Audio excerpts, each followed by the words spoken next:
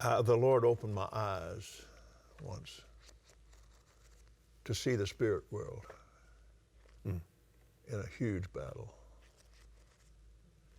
And the spiritual side of it is just complete chaos. You've got devils and just doing everything that they can, and angels involved in it. And you've got spirits all of a sudden leaving men, some going this way, some going that way. And then I began to realize, oh my God, how important it is to be in intercession and supplication for the military and for the police and for the first responders. This is all it's the same thing. It's all part of the same war. 9/11 was an attack on this country by some very deceived people. The war's happening here. Satan, Lucifer, was cast out like lightning. It's that fast in heaven. Yes. Boom, he's gone. Because it can't be with a holy God. The war all happens here. You've been in a war since the day you were born. Maybe not aware of it. There's no Switzerland in this. That's right. You know, you're part of it. And this explains Daniel, Persia, Iran, all the things that are happening now. People seeing, you know, it's on the news every day, UFOs.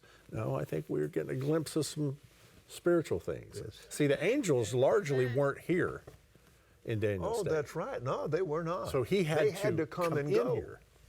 Yes. Jacob's ladder is the picture of the situation at that time, because the devil was absolutely the god of this world. He had Adam's authority. So they had to come and go. Right. But what happened on the day of Pentecost? Yes, Lord. That's what made the noise as a rushing mighty wind. All of these angels came back into this atmosphere at one time. You would have heard it all over the earth, I'm convinced. Yes.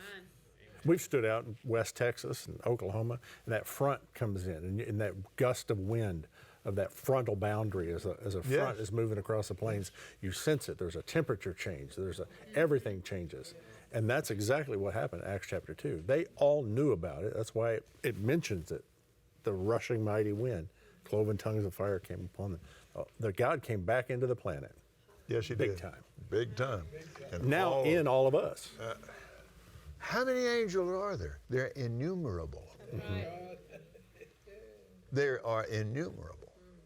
You can't number them. You can't count them.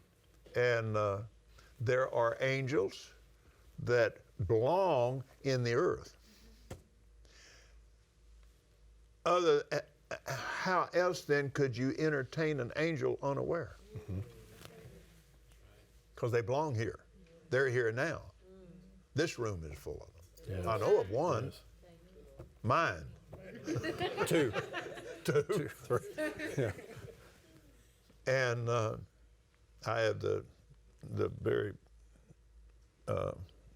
great privilege of a man a number of years ago.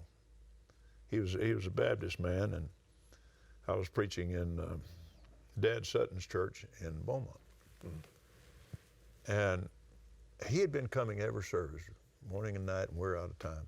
But anyway, he left mad, and then he came back, and his jaw dropped like that, and then he said, "May I see you after service?" I said, "Yeah," because I wondered what happened to him. He said, "There's an angel. I saw him." He said, "He just stuck to you."